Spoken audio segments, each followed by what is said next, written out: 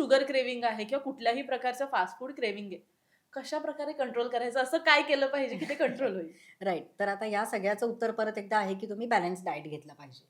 म्हणजे बरोबर. काय तर रोजच्याच आहारामधले तुम्ही जे भाजी, भाकरी, आमटी, पोळी, कोशिंबीर किंवा काही व्हॉटएव्हर हे जे आपण घेत असतो, हं, फळं आहेत. हं, हं. तर हेच तुम्ही योग्य प्रमाणात आणि योग्य वेळी घेतलं आणि बरोबर. त्याचा साधारणपणे एक तुमच्या लाईफस्टाईल तुमची चांगली ठेवली. हं, अ, हं. अर्थातच अलोंग विथ एक्सरसाइज, बरोबर. वॉकिंग म्हणा, काहीही असेल फिजिकल ॲक्टिव्हिटी राइट. थोडी. तर या सगळ्यामुळे तुमचं फिजिकल हेल्थ तर चांगली राहतेच, पण हं. यामुळे मेंटल हेल्थ सुद्धा खूप चांगली राहते. बरोबर. मग आपल्याला बऱ्याच वेळेला वाटतं वाटतं, की अरे खाण्याचा आणि आपल्या या सगळ्याचा काय संबंध आहे का? म्हणजे बरोबर. मला अँक्साइटी होतीये, मला स्ट्रेस होतोय, हं. की कुठेतरी आपण मानसोपचार तज्ञाकडे जातो. हां, काउन्सिलिंगचे सेशन्स घेतले काउन्सिलिंगचे जातात. सेशन्स घेतो. पण यामध्ये आपला फूडचा कुठेच काही संबंध लागत नाही.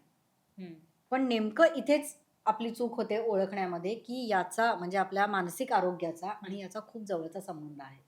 बरं. आणि असं प्रूव्ह झालेलं आहे म्हणजे हे असंच आपण सांगत नाही आहोत किंवा नुसतं आपलं एक हां. काहीतरी बोललोय असं बरोबर. नाही. हे रिसर्च यावर चालू आहे आणि हे सिद्ध झालेलं आहे, की 90% जे काही फिजिकल आजार असतात किंवा जे हं. काही आपले शारीरिक व्याधी आहेत, राइट. तर या सगळ्या आपल्या मनाशी कनेक्टेड आहेत.